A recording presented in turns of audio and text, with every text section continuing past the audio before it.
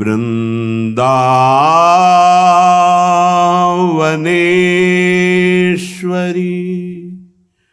तवैव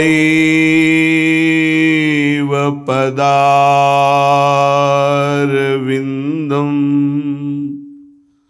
प्रेमामृतैकमकरन्द रसौघपूर्णम्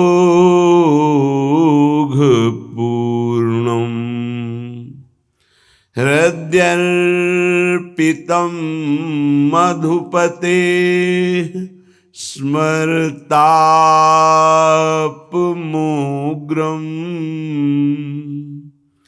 निर्वापयत् परमो शीतलमाश्रयामि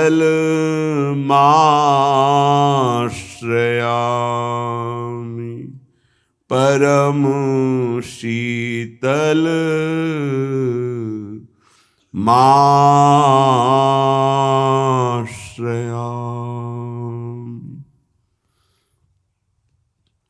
हंसत खेलत बोलत मिलत देखो मेरी आँखिन को सुख। हंसत खेलत बोलत मिलत देखो मेरी आँखिन को सुख। बीरी परस्पर लेत खवावत ज्यों घन दामिनी चमचमात शोभा बहुभांतिन सुख। श्रुति घुरि राग के दारो जम्यो अधराति निशा रोम रोम सुख। रोम रोम सुख। श्री हरिदास के स्वामी श्यामा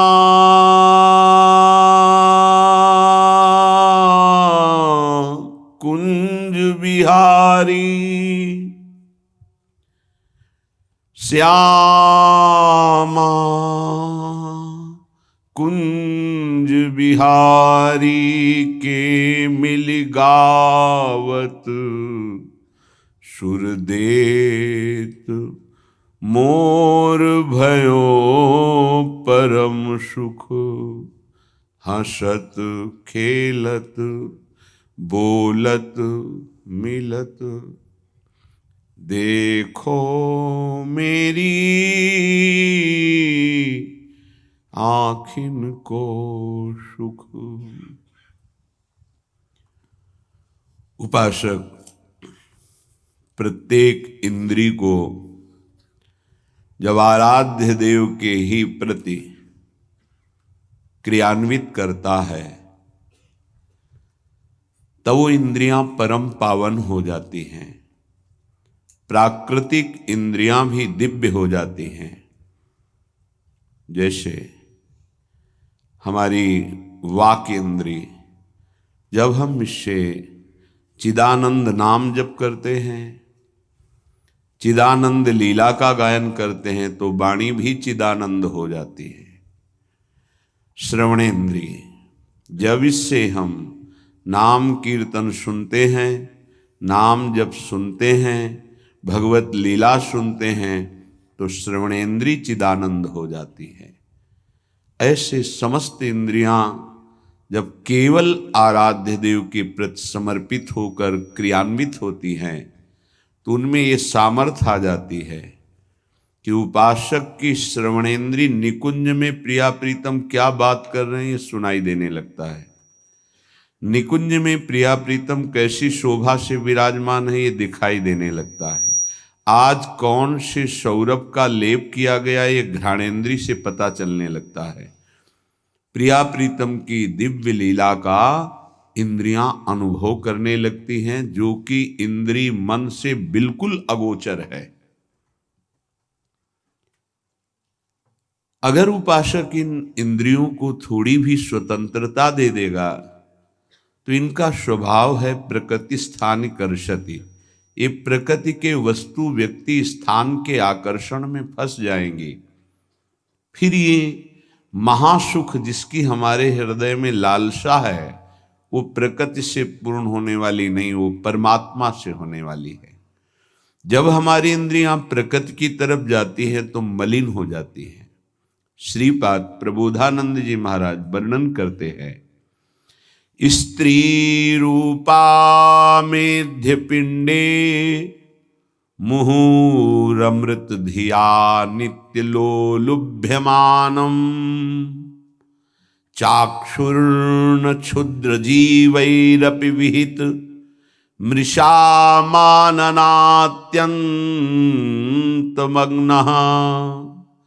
जिह्वामिष्टान्न निष्ठा विरमति नमनाग्वित संगृद्ध अनुचितम हा वृंदारण्य कान्या भवति मम गतिश्चेदहम त्वत्स्थितोपि। हे वृंदावन धाम, मेरी बड़ी दुर्दशा है। जहां इंद्रियों को दिव्य करना है वहां हम इनको और मलिन कर रहे हैं। जनेन्द्रिय का वेग न सहने के कारण हम परस्पर शरीरों के आकर्षण में भोग वासना में लिप्त हो गए। मन और जनेन्द्रिय संपूर्ण रूप से काम वासना से युक्त होने के कारण मलिन हो गई। ये देह पिंड चाहे पुरुष शरीर हो चाहे स्त्री शरीर हो, कोई खास बात नहीं इसमें खास बात है भगवान की प्राप्ति कर लेना। खास बात है तुम्हारा चिंतन दिव्य हो जाना। खास बात है इस शरीर से सबकी सेवा बन जाए। माता पिता भाई बंधु परिवार समाज राष्ट्र धर्म भगवान सबकी सेवा बन जाए तो ये शरीर सार्थक हुआ। नहीं क्या मांस का पिंड है, रक्त संचरित नसनाड़ियां हड्डी त्वचा और इसमें जो डालो मलमूत्र बन गया। जितने द्वार हैं उनका सबको परिचय है ही है। कौन से सुख के लिए परस्पर शरीर में आकर्षण होता है। सच्चिदानंद सुख की लालसा वाला शारीरिक सुख के भोग में यदि अनेक जीवन व्यतीत करने के बाद ये भी जीवन व्यतीत कर दिया तो हाथ क्या लगेगा। इतना जीवन व्यतीत कर दिया, क्या हाथ लगा। बहुत विवेक विचार की जरूरत है। धर्मयुक्त काम भगवान ने अपना स्वरूप बताया है सृष्टि संचालन के लिए।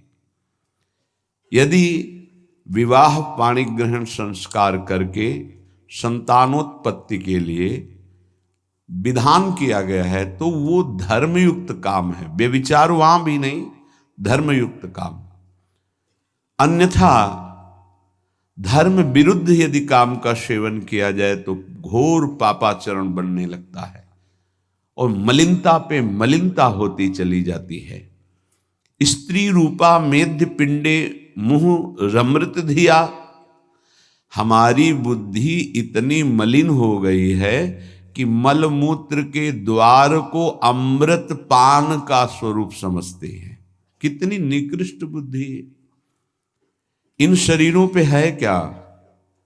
ऊपर के द्वार देखो, आंख से कीचड़ निकले, नाक से कितनी खखार के थूको, वमन करके देखो। नीचे के द्वार तो दुर्गंध युक्त मलमूत्र के ही है। किन भोगों में तुम अमृत पान करना चाहते हो? स्त्री रूपा मेध्य पिंडे मुहु रमृत धिया नित्य लोलुभ्यमानम। नित्य तुम लुभायमान हो रहे हो कि अगर ये शरीर भोगने को मिल जाए, ये शरीर मिल जाए तो हमारा जीवन धन्य हो जाए। नित्य लोलुभ्यमानम है क्या? थोड़ा विवेक से विचार करके देखो। धर्मयुक्त संतानोत्पत्ति के लिए भगवान ने आदेश किया है। मनमुखी चाल चल करके मनोरंजन करने के लिए ये नहीं बना हुआ है। फंसते चले जाओगे, अमृत की लालसा से मृत होते चले जाओगे। तुम्हारे विचार मृत, तुम्हारे आचरण मृत, तुम्हारा शरीर मृत, तुम्हारी चेष्टा मृत, क्योंकि मृत लोक में हो। इसका नाम मृत्यु लोक है और खोज रहे हो अमृत।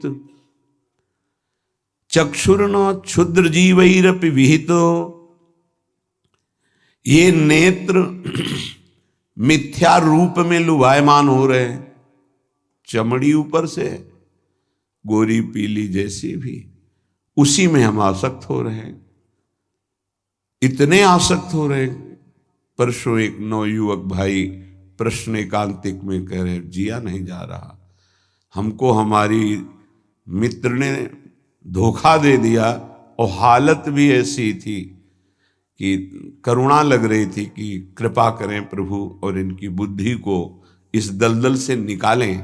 वो जीवन से हारा हुआ व्यक्ति बैठा हुआ है केवल एक बात में कि उसको उसके किसी मित्र ने, मतलब स्त्री शरीर ने उसको धोखा दे के दूसरे से ब्याह कर लिया। धोखा दे के मतलब मन की गति है, इसमें धोखा और सही का क्षेत्र नहीं है। ये तो विचरण करता रहता है, आज ये आज ये आज ये। इसका कोई बिरला इसकी इस गति को रोक दे, वही साधना परायण साधक कहा जाता है।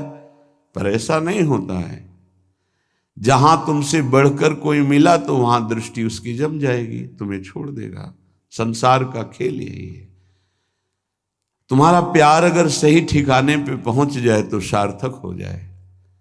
वो प्यार मूर्ति प्रेम के खिलौना दो खेलत हैं प्रेम खेल, प्रियालाल, इनसे प्रेम हो जाए तो निहाल हो जाओगे।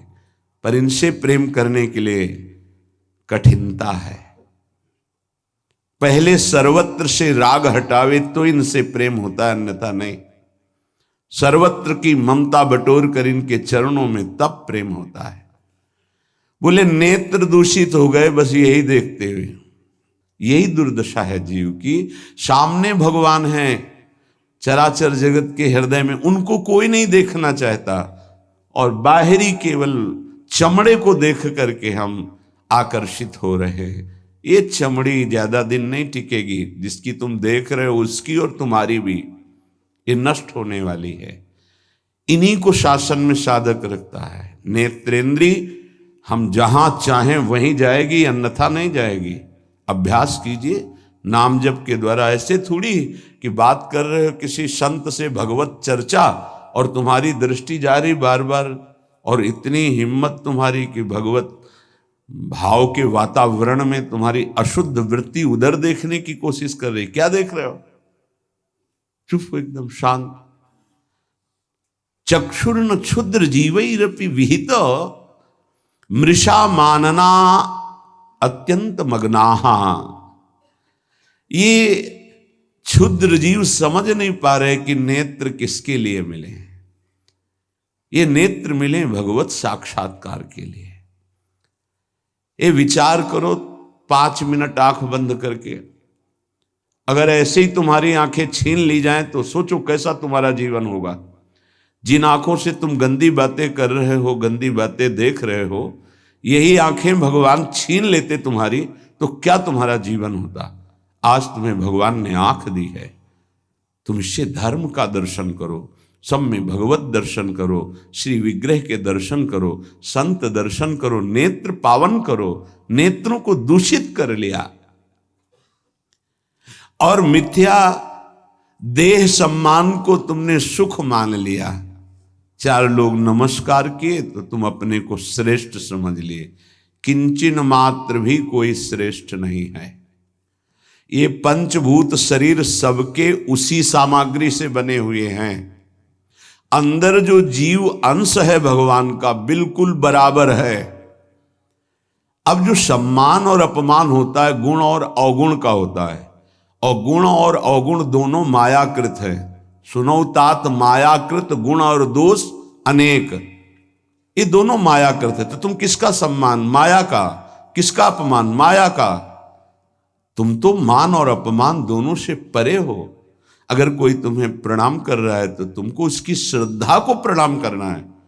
तुम खास थोड़ी हो गए कि वो तुम्हें साष्टांग प्रणाम कर रहा है तो तुम महान हो गए। महान वो है जो साष्टांग प्रणाम कर रहा है, उसकी श्रद्धा प्रबल है। नहीं कि वो कोई अंतर नहीं। जो इस देह में पंचभूत वही उस देह में पंचभूत, जो इसमें परमात्मा का अंश वो उसमें परमात्मा का अंश, उसकी श्रद्धा बड़ी है इसलिए वो आपकी तरफ प्रणाम कर रहा है। बोले बहुत बुरा हो गया। मिथ्या मृषा मानना अत्यंत मगनाह। मैं झूठ मूठ अपने को बड़ा मानकर सम्मान प्राप्त करने की लालसा, सम्मान स्वीकार कर लिया तो हृदय अपवित्र हो गया। बड़ा मन है, फंसाता रहता है, वो मकड़ी की जाल की तरह। फंसने वाला नहीं जानता है। संत सदगुरुदेव शास्त्र इनकी सूत्रों को जब स्वीकार करे तो पता चलता है मैं फंस रहा हूं या मुक्त हो रहा हूं। श्रीपाद कह रहे हैं कि देखो, जनेन्द्री ने फंसा दिया काम भोग में, नेत्रेंद्री ने फंसा दिया रूप में। सच्ची अगर सावधान न रहे तो ऐसे ऐसे फंसाव हैं कि जीवन ही नष्ट हो जाता है, पूरा जीवन। अब उसको लाख समझा रहे थे, कुछ समझ में नहीं आ रहा था। बस वो ये समझ रहा था कोई आशीर्वाद मिल जाए, जादू टोना मिल जाए कि वो जो हमारी मित्र है वो वापस हमको मिल जाए वापस। बस उसको इतना ही लक्ष्य था। और हम ज्ञान विज्ञान वर्णन कर रहे थे, वो सुन बैठा था केवल, क्योंकि समझ में आता है ना आप हमारी बात पकड़ रहे हो कि नहीं पकड़ रहे। नेत्रेंद्री ने रूपों में फंसा दिया। हृदय मलिन हो गया सम्मान प्राप्त करने की लालसा से। और कह रहे जिभ्या मिष्टान्न निष्ठा विरमति न मनाग वित्त सग्रंधनुचितम। जबान आ गई भोजन के स्वाद में, ये मिष्ठान्न है, ये चटपटा है, ये बड़ा स्वादिष्ट है। जिभ्या रसेंद्री यदि भोजन के स्वाद में मगन है तो राधा नाम सुधा रसम का स्वाद नहीं ले पाएगी।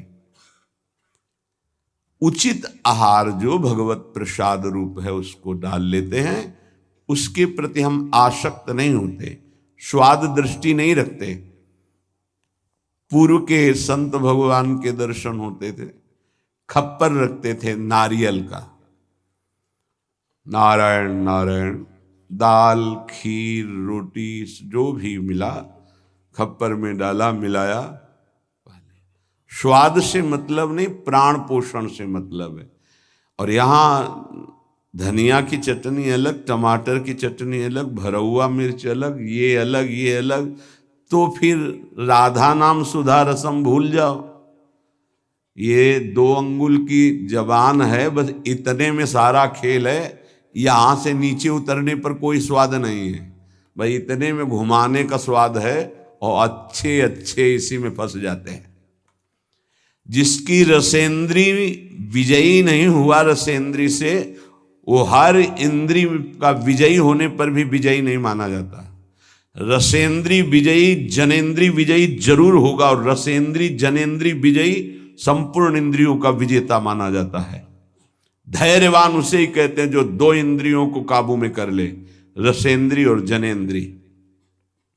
रसेंद्री मिष्टान्न आदि भोग पकवान पाने के लिए लोलुप जीवन हो गया। पेट बढ़ करके छाती से एक बीता ऊंचा हो गया है।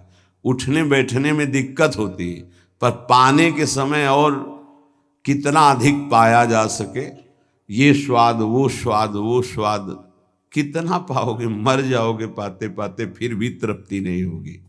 बहुत विचित्र वासना है, बहुत विचित्र वासना है। चित्त वित्त सग्रंथ अनुचितम, ये विचार ही छोड़ दिया कि उचित क्या है अनुचित क्या है, बस धन मिलना चाहिए, जैसे धन मिले।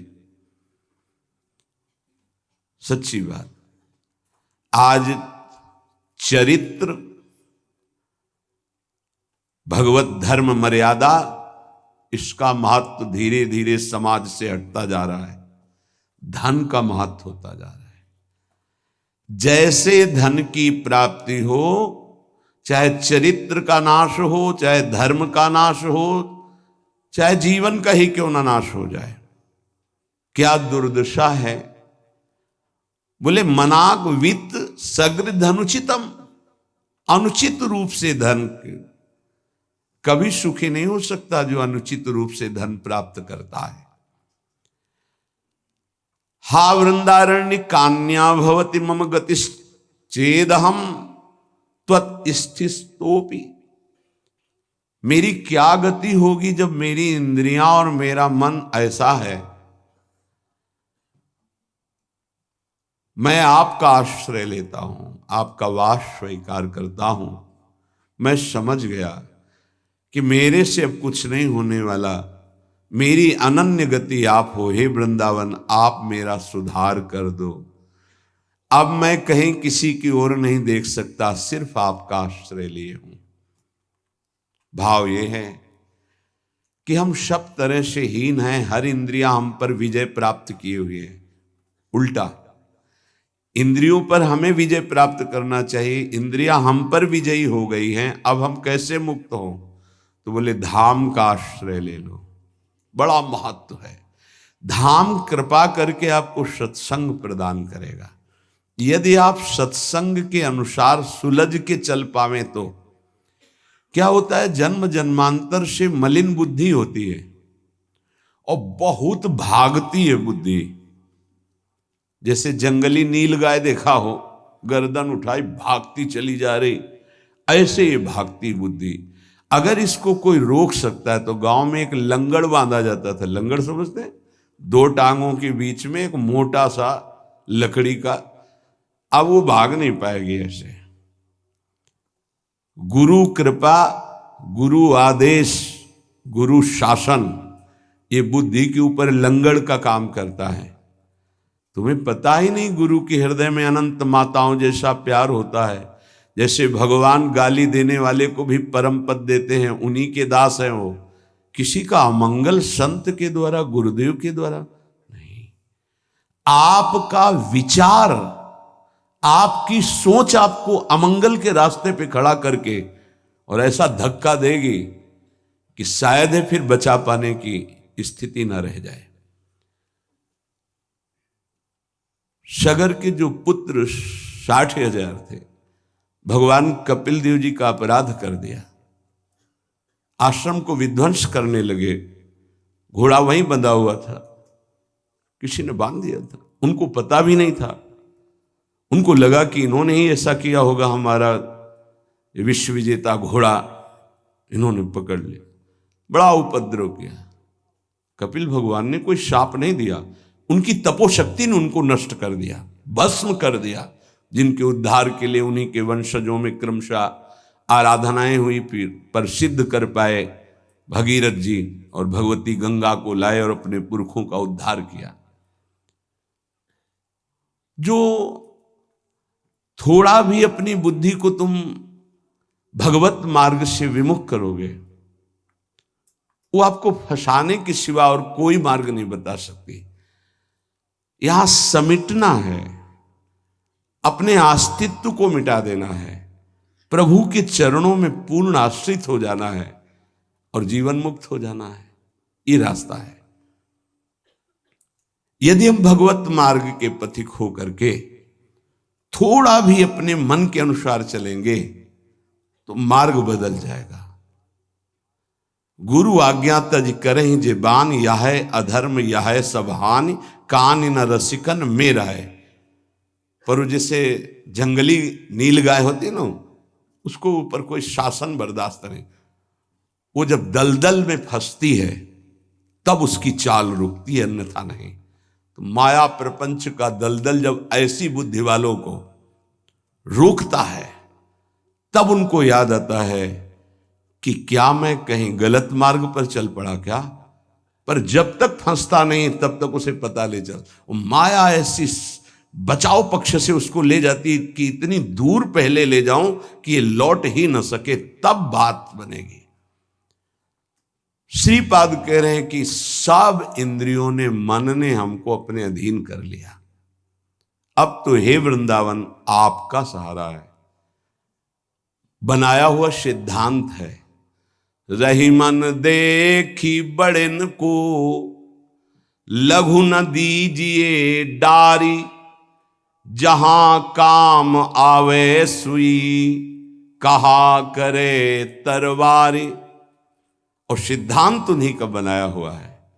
अगर गुरु चरणों में लघुता आ गई तो विश्व ब्रह्मांड में महत्ता स्पर्श ही नहीं कर सकती तुम्हारा। ये हमारी बुद्धि, ये हमारा मन ऐसा सोचता है कि शॉर्टकट से चले धनी बन जाए, शॉर्टकट से चले परम पद मिल जाए, शॉर्टकट से चले बहुत उत्तम सम्माननीय बन जाए। है बहुत शॉर्टकट है, सर्वस्व त्याग और एकमात्र प्रभु का आश्रय। अभी जो चाहो बन जाओगे, पर सर्वस्व त्याग। आज तक जितने भी महापुरुष हुए हैं सर्वस्व त्याग से। सर्वस्व त्याग का स्वरूप किसी के नामे कर देना सब प्रॉपर्टी नहीं, अपना अस्तित्व मिटा देना। अम्बरीश जी चक्रवर्ती सम्राट हैं पर अपना अस्तित्व नहीं है, तो क्या हुआ? सुदर्शन चक्र उनकी रक्षा में है और भगवान दुर्वासा जी को द्विज कहते हैं और अम्बरीश जी को भक्त कहते हैं। अहम भक्त पराधीनो अस्वतंत्र इव द्विज। तो मैंने वृंदावन का आश्रय लिया, अब वृंदावन संभालेगा। तो वृंदावन किस रूप में संभालता है? संत रसिक सदगुरुदेव के रूप में संभालता है। यदि हम ना उनकी आज्ञा का पालन करें, अवहेलना करें, तो बड़े कृपालु हृदय के होते हैं जो संत हैं। संत सरल चित जगत हित, जानि स्वभाव स्नेह। तुम क्या जान पाओगे कि हृदय में तुम्हारे ही प्रति कितना दुलार है। सांप को चाहे जितनी प्रार्थना करो, आरती उतारो, दंडवत प्रणाम कर लो, कह दो सीधे चलो, तो कभी नहीं चलेगा वो। उसकी चाल ही टेढ़ी होती सांप की तरह। ऐसे जो कुटिल बुद्धि के होते हैं, हाथ जोड़ो, पैर छुओ, दुलार करो, गले लगाओ, जीवन दे दो, लेकिन वो सांप की तरह ही कुटिल बुद्धि से चलेंगे। उनका जो विषैला स्वभाव है वो उनकी आध्यात्मिक शक्ति का नाश करता है। उनको लगता है मैं बहुत बड़ा अध्यात्म कर रहा हूं। अध्यात्म कहां से होता है? गुरु आज्ञा से होता है। अध्यात्म कहां से होता है? गुरु मंत्र के निरंतर सुमिरन से होता है। अध्यात्म जिसके अंदर है तो त्रिभुवन का संपूर्ण वैभव उसको मृत तुल्य लगता है। मृत तुल्य, न पारमेष्ठ्यम न महेंद्र दिष्ण्यम। आपको लगेगा भरण पोषण कैसे होगा? तो भगवान, उनके वचन यही भक्त का आश्रय होते हैं। भगवान ने कहा अनन्यश्चिंत्यन्तो माम, तुम्हारी एक ही जिम्मेवारी है, तुम केवल मेरा अनन्य चिंतन करो। और जो अनन्य चिंतन करता है, ये जनाः पर्युपासते, जो ऐसी उपासना करता है अनन्य चिंतन से, तो योगक्षेमम वहाम्यहम, मैं उसके योगक्षेम का वहन करता हूं। अप्राप्ति की प्राप्ति और प्राप्ति की रक्षा ये मैं करता हूं। शुद्ध परमार्थ को जान लो, जीवन मुक्त हो जाओ, फंसने में देर नहीं लगती। ये मन कभी भी कहीं भी कैसे भी आचरणों में फंसा सकता है। अजामिल जी अपनी इंद्रियों की चंचलता को शासन में लेकर के अपने पिता की सेवा में गुरु भाव से लगे थे। बड़े धर्मात्मा पिता थे। एक दिन वो समिधा लेने के लिए गए तो जंगल में देखा एक शराब पिए हुए व्यक्ति किसी वैश्या से सहवास कर रहा है। अचानक दृष्टि पड़ी। शास्त्र आज्ञा करता है ऐसे दृश्य को एक बार अचानक दृष्टि पड़ने पर दोबारा ना देखा जाए और नमस्कार वृत्ति कि भगवान की माया है आगे बढ़ जाए।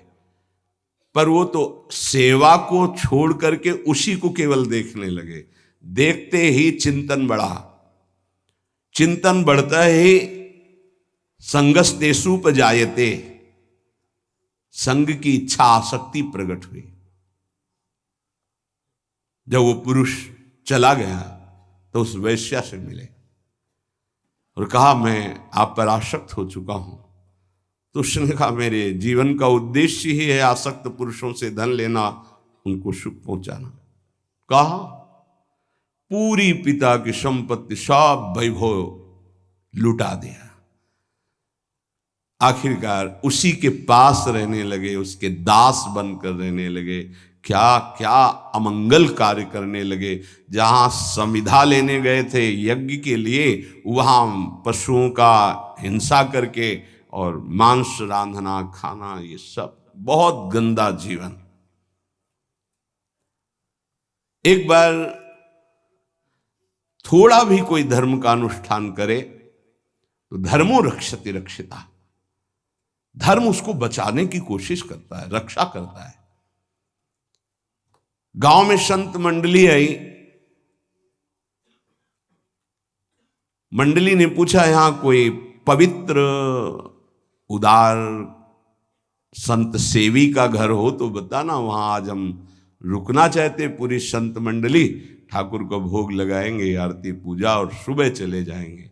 हाँ, उन्होंने कहा सबसे ज्यादा पवित्र जामिल है गांव के बाहर, जो वो बगीचा भी सामने वाला उन्हीं का है, वो वैश्या का था। संत स्वभाव विश्वास से होता है। संतों का स्वभाव जो सिद्ध होता है वो विश्वास से होता है। आज तक कभी ऐसा संशय नहीं होता कि आदमी ऐसा बोल रहा है तो इसमें कुछ झूठ भी हो सकता है क्या? नहीं। पर बाद में ऐसा लगता है कि इनको सत्य बोलना आता ही नहीं है। संसारी आदमी को आचार्य की बात फिर याद आती है, पाए जान जगत में सब जन कपटी कुटिल कलयुगी टंचु। कपट और कुटिलता के बर्ताव किसी और कुछ आता ही नहीं। कई बार सत्संग में प्रार्थना की कि एक जगह ऐसी रखो जहां झूठ मत बोलो, कपट मत करो। गुरु दरबार, दंड दो या पुरस्कार दो, आपके हैं, गलत हैं या सही हैं आपके सामने है। एक जगह तो, पर और जगह सब फिट हो सकता है, एक जगह जरूर छल कपट करेगा, क्योंकि पतन वहीं से होता है। जीव का पतन वहीं से होता है। जहां गुरुजनों से कपट और छल किया गया, माया जो कपट का जाल और छल का बिछाती, उसे कोई नहीं काट सकता। माया के जाल को कोई नहीं काट सकता। काटने के लिए गुरु प्रसन्न साहब अनुकूला। जैसे हमसे बोला जाता है, संतों से बोला जाता है, अक्षरशः लगता है सत्य बोल रहा है, संशय ही नहीं, क्योंकि विश्वास की धरा से ही चला जाता है, विश्वास ही होता है। तो संत जनों ने जाके वहां डेरा लगा दिया। ठाकुर जी विराजमान के, आरती पूजा शुरू, इतने में देखा एक मलिन वस्त्र पहने और एक हिरन कांधे पे टांगे और अस्त्र ली हुई वहां।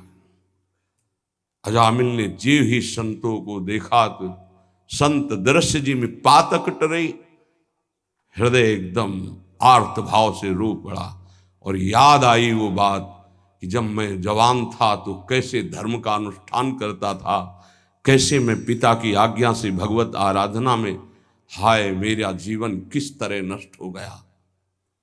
नजदीक गया, साष्टांग दंडवत। देखते ही संतों ने समझ लिया। उन्होंने कहा भाई ये बगीचा आपका है। बोल भी नहीं पा रहे थे, बस इशारा किया। हाँ बोले, बताया गया था कि गांव के बाहर एक ब्राह्मण हैं, बड़े पवित्र हैं, तो आपका ही नाम अजामिल है। बोले, प्रभु ये तो आपके साथ उपहास किया गया है, मैं पवित्र नहीं, बहुत नीच पापी हूं। ऐसा धर्म का त्याग करके पापाचरण में वैश्या के मल जैसे अन्न से उदर पोषण करता हूं, ये देख रहे हो आप हिंसा, मेरे जैसा पातकी भ्रष्ट कोई नहीं होगा, ये तो आपके साथ उपहास किया गया। उनका भाई, अब रात्रि में तो ठाकुर जी नहीं हटाएंगे, यहीं विराजमान करेंगे, पर आपका कुछ पाएंगे भी नहीं। तो चरणों में लौट गया, महाराज क्या अब भी मेरा उद्धार हो सकता है? कहा हाँ, आखिरी श्वास तक जीव को भगवत प्राप्ति का अवसर दिया जाता है। एक उपाय है, मैं देख रहा हूं तुम्हारे द्वारा वैश्या से कभी पुत्र होगा, तुम उसका नाम नारायण रख देना, बस। अब आप यहां से जाए, हमारी ठाकुर सेवा है, हम सब संत अपने एक नाम कीर्तन पाठ और ध्यान आदि, आप जाएं, आपका मंगल होगा। समय आने पर बालक हुआ, वो उससे अत्यंत आसक्ति हो गई। जरा सी इंद्रियों की छूट दी तो एक संयमी ब्रह्मचारी नियमनिष्ठ ऐसे भ्रष्ट आचरणों में फंस गया। पिता ने फिर ब्याह भी करवाया था, पर दृष्टि जहां फंस गई फंस गई। कुसंग हुआ तो जीवन बर्बाद हो गया, और सत्संग हुआ तो देखो कैसे परम पद मिलता है। अब तो उसी छोटे पुत्र को गोद में लेके घूमना, उसी से प्यार, उसी से दुलार। उसको क्या पता कि एक भयावह समय होता है जिसका नाम मृत्यु है, वो कभी भी किसी पर आक्रमण कर सकती है। और जब यहां से जाओगे ना, तो कुछ भी तुम्हारे साथ नहीं, तुम्हारा किया हुआ धर्म और अधर्म ये दोनों तुम्हारे साथ जाएंगे, जिसे शुभ और अशुभ कर्म कहते हैं। अचानक उसको दिखाई दिया दो भयंकर यमदूत, कांपने लगा। यमदूतों की दृष्टि मात्र से उसके मलमूत्र छूट गए, इतने भयानक।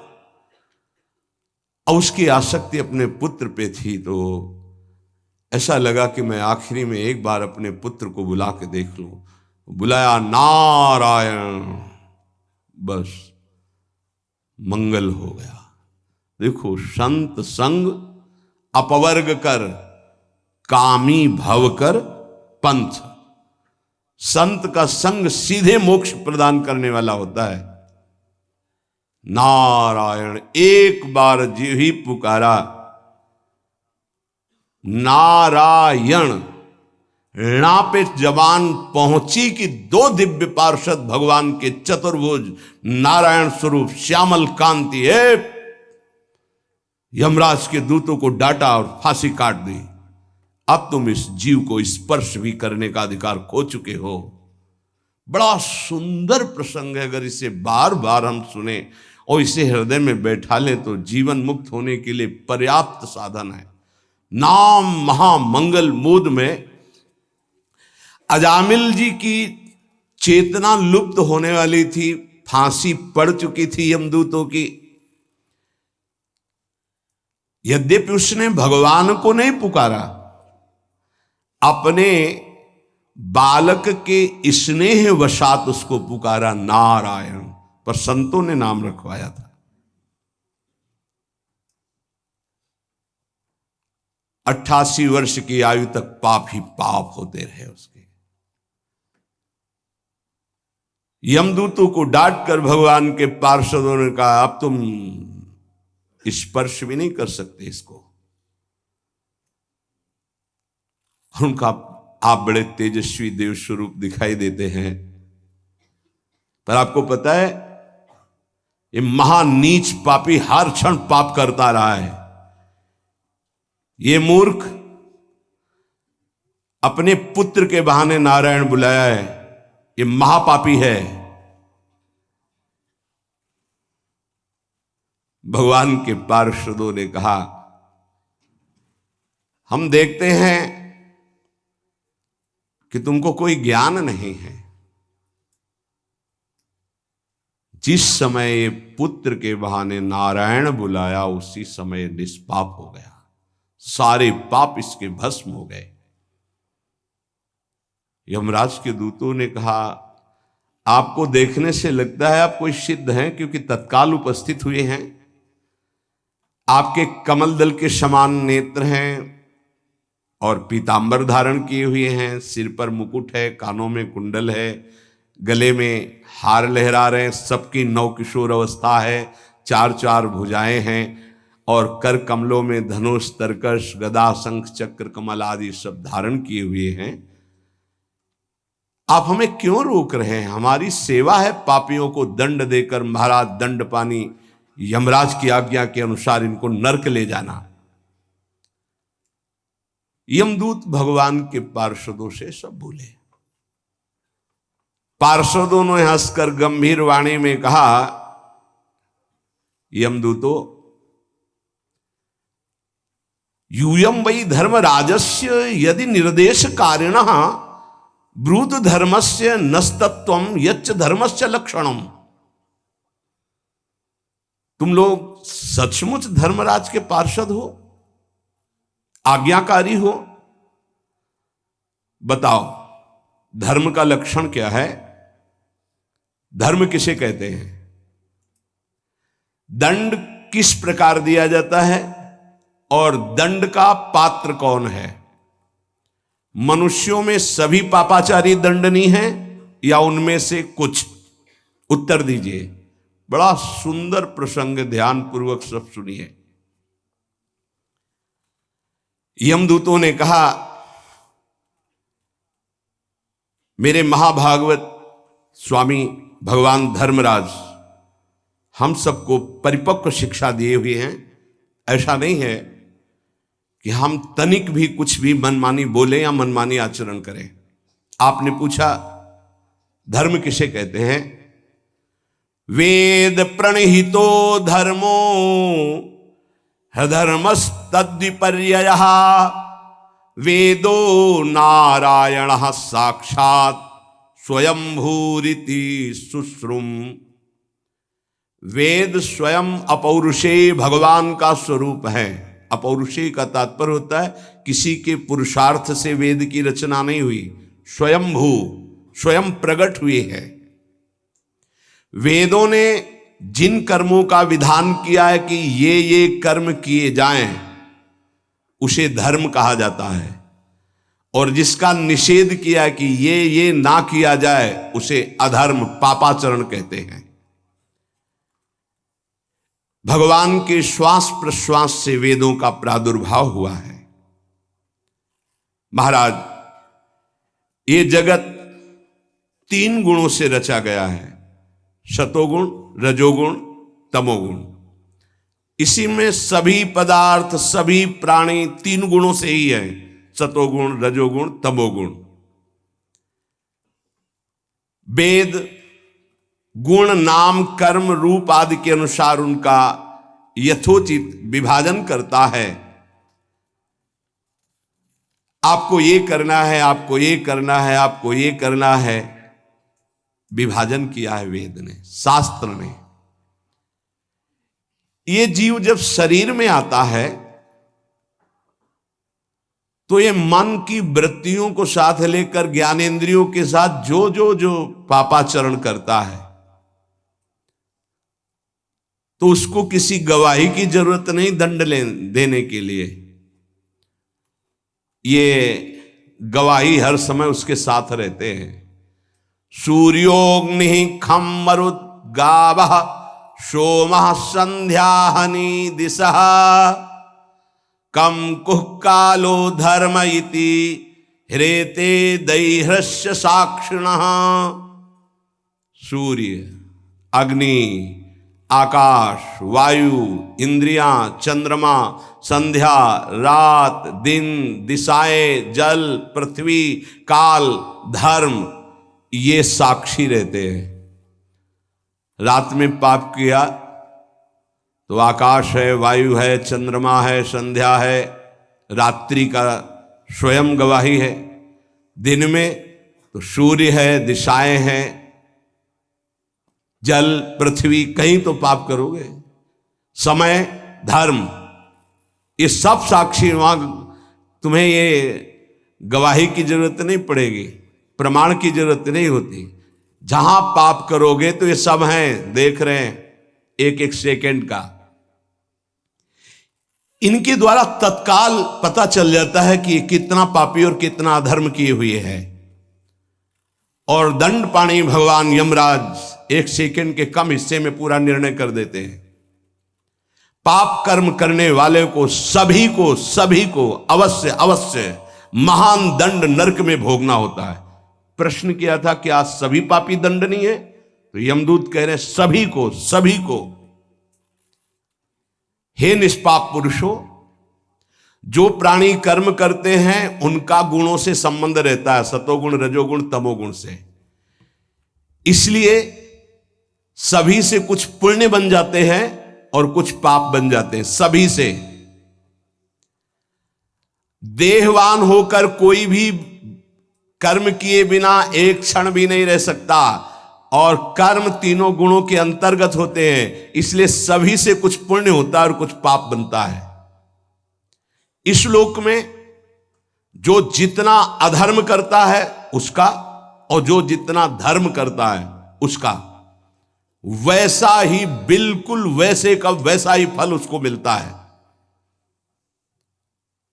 आप तो बड़े तेजस्वी देव शिरोमणि हैं, आप जानते हैं सतोगुण, रजोगुण, तमोगुण, इन तीन गुणों के भेद के कारण इस लोक में तीन प्रकार के प्राणी देखे गए, पुण्यात्मा, पापात्मा और पुण्य पाप मिश्रित। पुण्यात्मा स्वर्गलोक, पापात्मा नरकलोक, पाप पुण्य मिश्रित मृत्युलोक। पुण्यात्मा लौकिक सुख, पापात्मा नरक दुख, मनुष्य लोक दुख सुख दोनों। बड़ा एकदम स्पष्ट वर्णन है, अगर आप ध्यान से सुनोगे तो तुम्हारे प्रश्नों का समाधान हो जाएगा। वर्तमान में ही निश्चित कर दिया जाता है कि आगे क्या बनेगा। ये वर्तमान के आचरण ही निश्चित कर देते हैं कि तुम्हारी कौन सी गति होगी, उसका आकार निश्चित हो जाता है। भूत और भविष्य का अनुमान वर्तमान से ही लगा लिया जाता है। वर्तमान में जैसे वो पुण्यात्मा है तो निश्चित हो चुका है कि अब आगे चल करके ये बनेगा। न्यायालय में जो भागवतिक न्यायालय है, पापात्मा है, तत्काल निर्णय हो गया कि मरने के बाद इस गति को प्राप्त होगा। महाराज हमारे स्वामी अजन्मा भगवान सर्वज्ञ यमराज सबके अंतःकरण में विराजमान है, किसी की गवाही की जरूरत नहीं है, वो सबको देख रहे हैं और मन से ही उसके अगले रूप को तय कर लेते हैं कि सुअर बनेगा, कुत्ता बनेगा, भूत बनेगा, प्रेत बनेगा, क्या बनेगा। भावी रूप का विचार कर लेते हैं। जैसे सोया हुआ अज्ञानी पुरुष स्वप्न के समय प्रतीत हो रहे कल्पित शरीर को अपना वास्तविक शरीर मान लेता है और अपना जागा हुआ जो शरीर स्थूल था उसको भूल जाता है, ठीक ऐसे ही जीव नया शरीर प्राप्त करके पुराने जन्म को भूल जाता है, बिल्कुल भूल जाता है। पीछे जन्म में हम क्या थे भूल गए। वर्तमान शरीर के सिवा, वर्तमान संबंधों के सिवा कुछ याद नहीं रहता। सिद्ध पुरुषों बहुत ध्यान से सुनना, इस शरीर से 5 कर्मेंद्रियों के द्वारा लेना देना, चलना फिरना, भोगना, ये काम होता है। 5 ज्ञानेंद्रियों के द्वारा ज्ञान होता है, रूप रस शब्द स्पर्श रूप रस गंध का। मन इन्हीं के साथ मिलकर के ज्ञानेंद्रिय और कर्मेंद्रिय से ये विषयों को भोगता है। ये 3 गुणों के द्वारा प्रेरित होकर के वैसे ही कर्म करता है। बार बार जन्म पे जन्म, मृत्यु पे मृत्यु ये भोगता चला जा रहा है और पाप कर्म पुण्य कर्म ऐसे बनते चले जा रहे हैं। जो जीव अज्ञानवश काम क्रोध लोभ मोह मद मत्सर इन 6 शत्रुओं पर गुरु कृपा से विजय नहीं प्राप्त कर लेता, उसे इच्छा ना रहने पर भी विभिन्न वासनाओं के अनुसार पाप कर्म करना पड़ता है और पाप कर्म का दंड अवश्य उसे नरक में भोगना पड़ता है। बहुत एकाग्र और ध्यान पूर्वक भी बहुत निर्णायक बात कही जा रही है। ये विकार नष्ट कर देते हैं।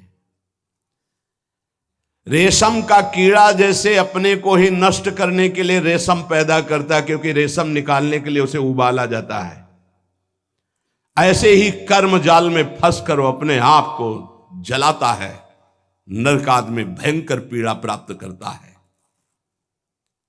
अपने हाथों ही अपना शिकार बन जाता है कर्म का।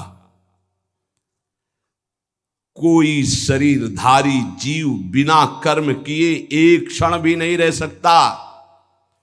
प्रत्येक शरीरधारी कर्म करता है तो 3 गुणों के अंतर्गत, सतोगुण, रजोगुण, तमोगुण। सतोगुण तो कोई बिरला ही होता है, नहीं रज तम पापाचरण ही करवाते रहते हैं।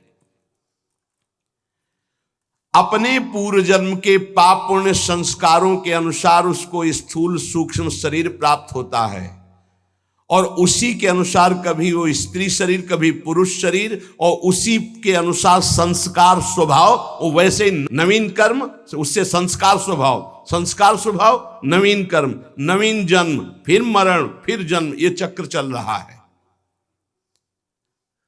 प्रकृति का संसर्ग होने से वो भूल जाता है कि मैं स्त्री नहीं, मैं पुरुष नहीं, मैं सच्चिदानंद बपू भगवान का अंश हूं।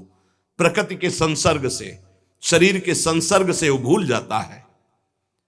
ये विपर्य केवल एक से दूर हो सकता है, ये भ्रम केवल एक से दूर हो सकता है, श्री भगवान का नाम जप, भजन।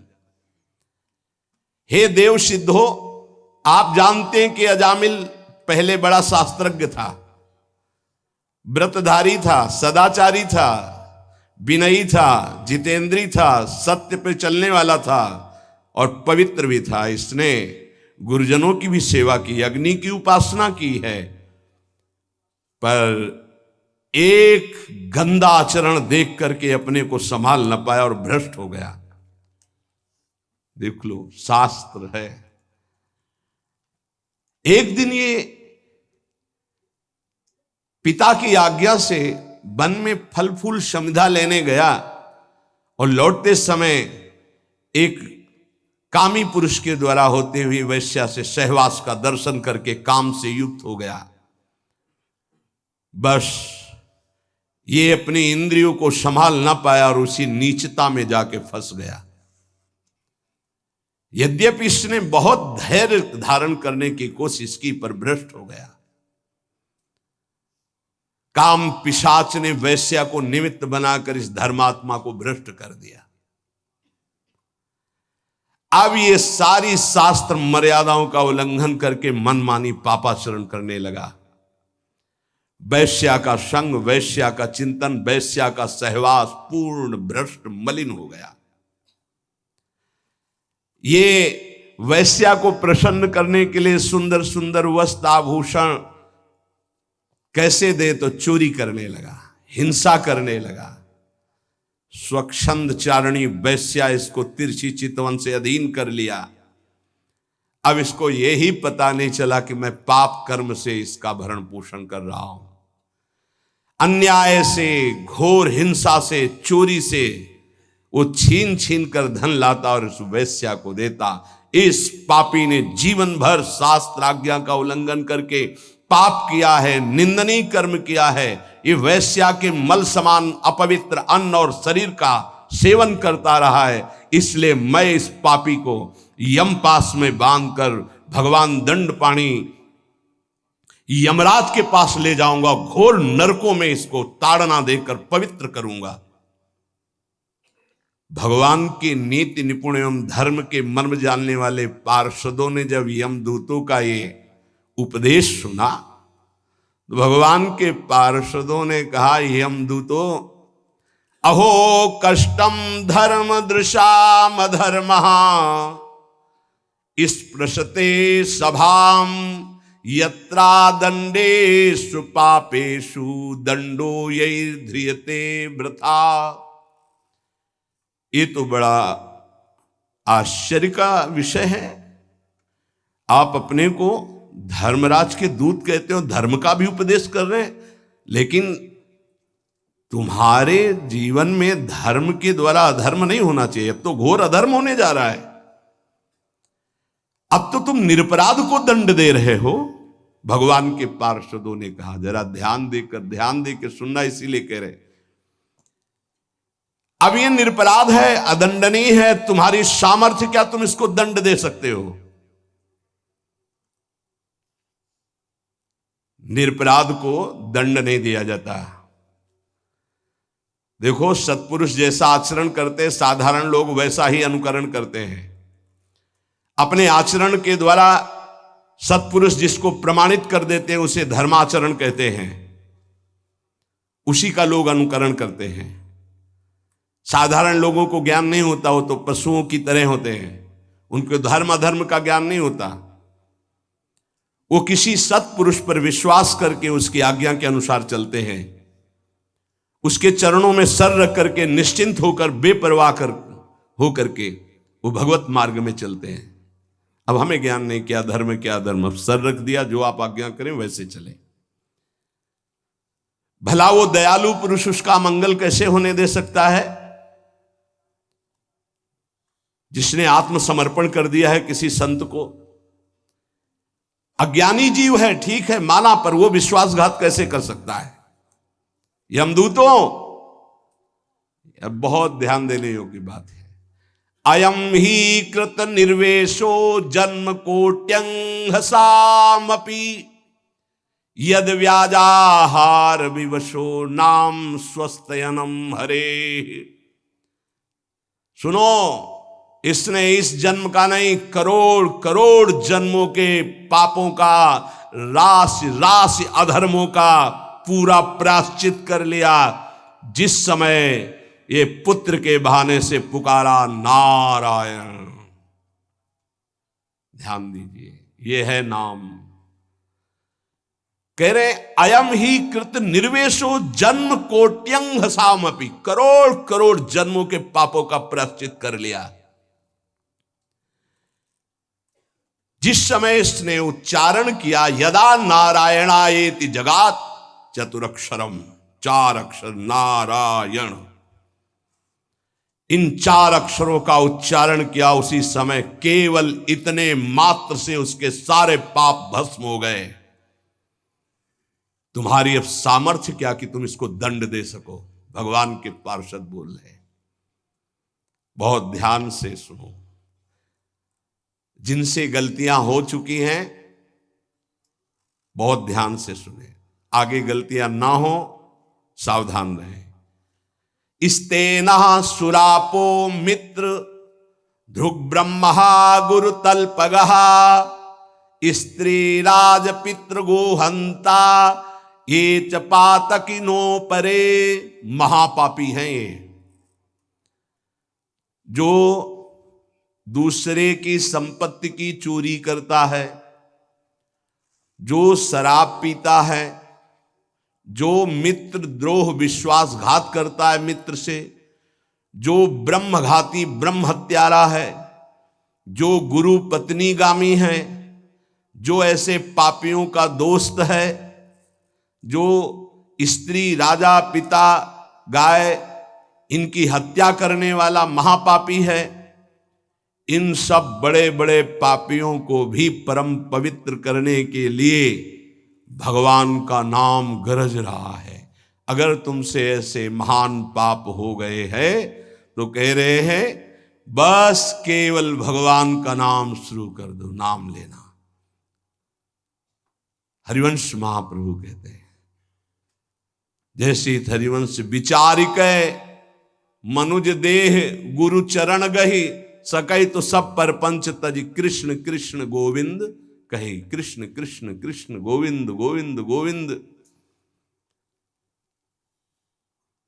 जैसे लोग आके प्रश्न करते हैं हमसे पाप हो गए, क्या हम पवित्र हो सकते हैं? ध्यान से सुनो, ऐसे महत पाप हो जाने पर भी यदि आपके हृदय में लगा मेरे से पाप हो गया, अब मेरा उद्धार कैसे हो, तो गुरु चरणों का आश्रय लेकर नाम जपना शुरू कर दो, नया जन्म हो जाएगा।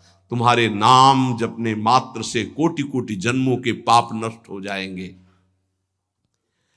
भगवान नाम के उच्चारण से मनुष्य की बुद्धि जैसी शुद्ध होती, निष्पाप होती, ऐसी और किसी साधना से नहीं। भगवान के गुण, लीला और स्वरूप में बुद्धि पवित्र होकर रम जाती है और उसे भगवान में अत्यंत प्रेम हो जाता है। बड़े बड़े ब्रह्मवादी ऋषियों ने पाप हो जाए तो उसके प्रायश्चितों का वर्णन किया है। जैसे चंद्रायण व्रत है, चंद्रायण व्रत है, जैसे प्रतिपदा से शुरू हुआ तो 1 कवल छोटा ग्रास, द्वितीया 2 कवल, तृतीया 3 कवल, अमावस्या 15, फिर अब 14, 13, 12, 11, 10, 9, 8, 7, 6, 5, 4, 3, 2, 1, पूरे महीने में ऐसे रहो। उसे कहते चंद्रायण व्रत। बड़ा कठोर व्रत होता है, 24 घंटे, फिर और कुछ खाना पीना नहीं, एक बार 1 कवल बस। कितना ऐसे कई महात्माओं को देखा है, अस्थिमात्र हुए रहे शरीरा, ये चंद्रायणाद व्रति। बड़े बड़े ब्रह्मवादी ऋषियों ने पापों के बहुत से प्रायश्चित बताए हैं, कृच्छ, चंद्रायण आदि व्रत, पर उनसे पाप तो नष्ट हो जाते हैं, पर पापों की जो जड़ है, पाप प्रवृत्ति, वो नष्ट नहीं होती। पर भगवान नाम उच्चारण से तो पाप और पाप की प्रवृत्ति दोनों का नाश हो जाता है। पवित्र कीर्ति भगवान के चरणारविंद में प्रेम हो जाता है।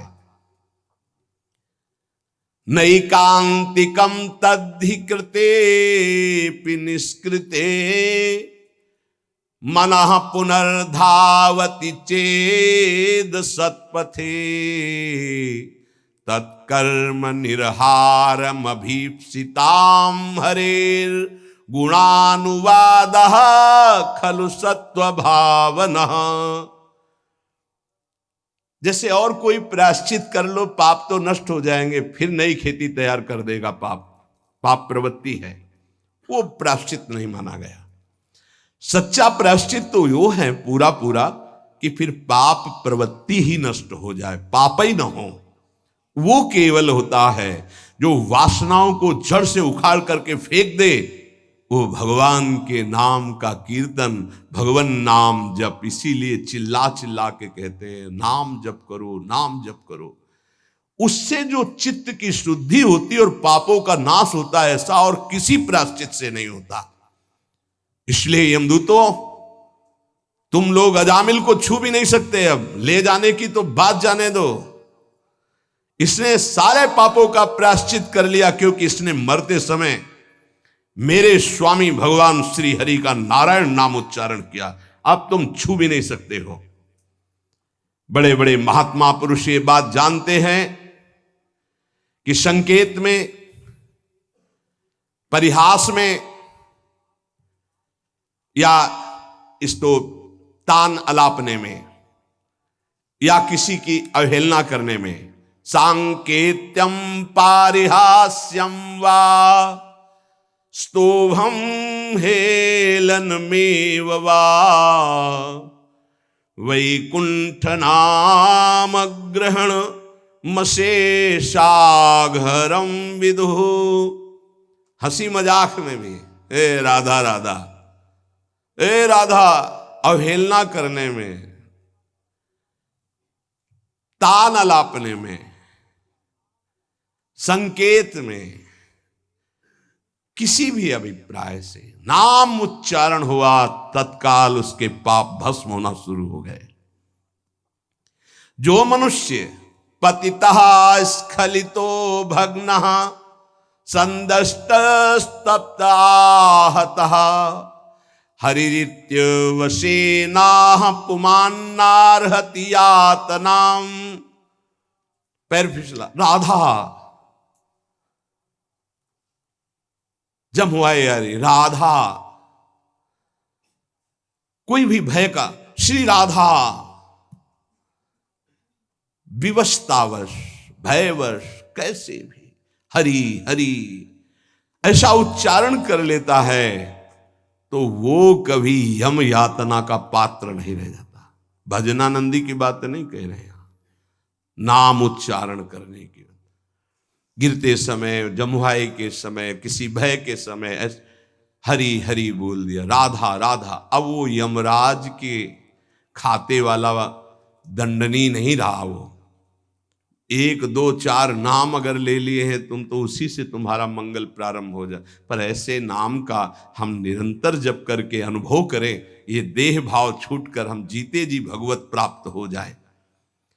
महर्षियों ने बहुत समझ बूझकर बड़े बड़े पापों का, छोटे छोटे पापों का अलग अलग प्रायश्चित बतलाया है, इसमें संदेह नहीं। तपस्या से, दूसरों की सेवा से, मंत्रानुष्ठान से प्रायश्चित होता है, पाप नष्ट होता है। परंतु मलिन हुआ हृदय शुद्ध नहीं होता, उसके लिए नाम जप, नाम कीर्तन। प्रभु के नाम जप से, नाम कीर्तन से, प्रभु की चरण सेवा से जैसा निष्पाप होता है हृदय, वैसा और किसी साधन से नहीं होता। यमदूतों जान या अनजान में जैसे अग्नि स्पर्श कर जाए तो भस्म ही कर देती है, ऐसे श्रद्धा या अश्रद्धा, जान या अनजान, कैसे भी नाम कीर्तन सुना जाए, नाम कीर्तन किया जाए, नाम जप किया जाए तो दहे दे धो यथा नलहा, देह के द्वारा हुए समस्त पापों को भस्म कर देगा। जैसे अग्नि पहाड़ जैसी रुई लगी हो, जरा सा लग जाए तो भस्म कर देगी। संकीर्ततम अघम पुंसो दहे दे धो यथा नलः, नाम उच्चारण करते ही पाप भस्म होना शुरू हो जाते हैं। यथा गदम वीरतम मुपयुक्तम निर्दक्षया, जैसे कोई शक्तिशाली अमृत के प्रभाव को ना जानकर अनजान में भी पी ले तो अमृत तो अमर कर ही देगा ना, या भाव से पी ले तो अमर तो कर ही देगा, नाराज होके पी ले तो भी अमर कर देगा। वैसे ही अनजान में भाव से, कुभाव से, जैसे भी है, भगवान नाम उच्चारण किया तो तुम्हारी श्रद्धा की अपेक्षा नहीं, नाम अपना प्रभाव दिखा के रहेगा। हरिर्हरति पापानि दुष्ट चित्तैरपि स्मृतः, अनिच्छयापि संस्पृष्टो दहत्येव हि पावकः। दुष्ट चित्त है, पापी मनुष्य है, पर जैसे हवा के संयोग से तिनका मंदिर में चोटी पे बैठ जाए, ऐसे ही भगवत कृपा हुई, चलो देखते क्या है यार, सत्संग में क्या है बाबा जी। यद्यपि दुष्ट चित्त है, कोई उसको सत्संग से मतलब नहीं, भगवान से मतलब, चलो देखते हैं। आ गए, सुना, अब उनके चित्त में आया, पाप नष्ट हो जाते इससे। राम राम, कृष्ण कृष्ण, हरि हरि, राधा राधा, ऐसा उच्चारण करने से देखते यार 2-4 दिन जप करके क्या होता है। अगर वो ऐसे परीक्षार्थ, उपहासास्पद, कैसे भी भाव से शुरू कर दिए, अनिच्छापि, कोई इच्छा नहीं है, पर संग हो गया तो देखे भाई जब करके भला काम बन जाएगा क्या। यहां देखोगे, हरिर हरति पापानि दुष्ट चित्तैरपि स्मृतः, दुष्ट चित्त से वो स्मरण कर रहा है, भगवान उसके सारे पापों को नष्ट कर देते हैं। अनजान में अनिच्छा से नाम लेने पर भी, जैसे अग्नि अनजान में अनिच्छा में भस्म कर, ऐसे भगवान उसके दुखों का नाश कर देते हैं।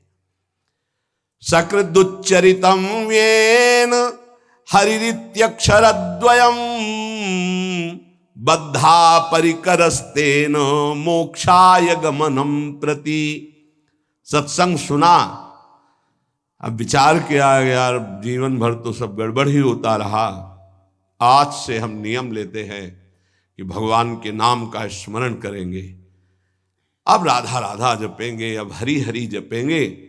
बोले इतना सोचा कि मानो उसने मोक्ष पद प्राप्त करने के लिए फेंट कस ली, कमर कस ली।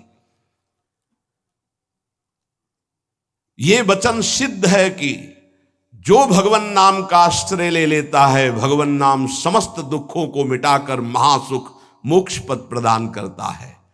धर्म अर्थ काम मोक्ष जो चाहोगे नाम प्रदान कर देगा। त्रिवर्ग की सिद्धि, धर्म अर्थ काम, अगर मोक्ष नहीं भी चाहते तो ये नाम प्रदान करेगा। पर नाम पहले पाप नष्ट करेगा, पाप प्रवृत्ति नष्ट करेगा। आप इंतजार करो, धैर्य पूर्वक जपते रहो। न गंगा न गया सेतुर न काशी न च पुष्करम जिह्वाग्रे वर्तते यस्य हरिरित्यक्षरद्वयम्। जो अपनी जिह्वा से उच्चारण करता रहता है हरिशरणम हरिशरणम हरिशरणम, हरि हरि हरि, राधा राधा राधा बोले, उसे गंगा, गया, सेतुबंध, रामेश्वर, काशी, पुष्कर करे तीर्थ तो कोई बात नहीं, लेकिन आवश्यकता नहीं उसको। वो जो नाम उच्चारण कर रहा है वो महान सब तीर्थों को भी पावन करने वाला बन रहा है। जब गंगा जी को भागीरथ जी ने प्रसन्न किया तो उन्होंने दो शर्त रखी कि जाऊंगी यहां ब्रह्मलोक से तो रसातल में उतर जाऊंगी, तुम्हें मृत्युलोक में रोकने वाला कोई चाहिए, ऐसा तैयार करो कि कोई मुझे रोक सके। और दूसरी बात, जब मैं जाऊंगी तो मृत्युलोक के पापी मेरा स्पर्श करेंगे, ढेर सारा पाप मेरे में एकत्रित हो जाएगा, मुझे निष्पाप कौन करेगा। भागीरथ जी ने महादेव को प्रसन्न किया तो उन्होंने जटा पे रोका और दूसरे प्रश्न का उत्तर दिया कि जो शांत ब्रह्मनिष्ठ महापुरुष हैं, निरंतर भगवान का नाम जप करते हैं, वो जब अपना चरण आप में रखेंगे तो आप निष्पाप हो जाएंगे। गंगा को भी निष्पाप करने की सामर्थ्य भगवत प्रेमी महात्मा में है। इसीलिए कह रहे न गंगा न गया सेतुर न काशी न च पुष्करम जिह्वाग्रे वर्तते यस्य हरिरित्यक्षरद्वयम्। हरि हरि हरि शरणम हरे नमः, राम कृष्ण हरि। जिनकी जिह्वा से भगवान नाम निकल रहा है वो जाए या ना जाए, गंगा जी, गया जी, रामेश्वर, काशी, उनके पास सब अपने आप तीर्थ आ जाएंगे। वो परम पवित्र तीर्थी कुर्वन्त तीर्थान, तीर्थों को तीर्थत्व प्रदान करने की सामर्थ्य नाम जापक महात्मा में होती है। ऋग्वेदोथ यजुर्वेदः सामवेदो ह्यथर्वणः अधीतास्तेन येनोक्तम हरिरित्यक्षरद्वयम्।